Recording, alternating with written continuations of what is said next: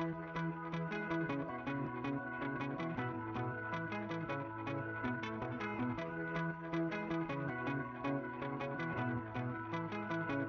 semua, nama saya Nurain Fahani binti Saini, berumur 16 tahun dan bersekolah di SMK Bandar Tasik Kusuma.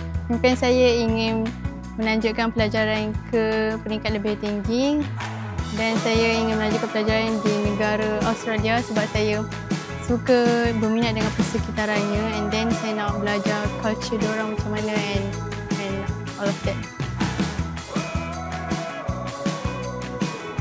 Saya mula menggunakan Pocket iKlas ni pada tahun lepas kerana sebelum perpisahan akhir tahun saya buntu nak macam mana cara nak belajar. Cikgu sarankan guna Pocket iKlas ni, jadi saya pun tengoklah iKlas ni, saya terokai apa yang ada dalamnya, and then saya rasa semangat sebab saya menjumpai banyak quizzes and banyak learning and then banyak nota yang menarik untuk saya fahami.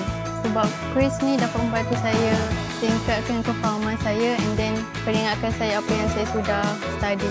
Dengan bantuan iKlas, saya dapat meningkatkan pencapaian saya dalam mata pelajaran matematik dan sejarah.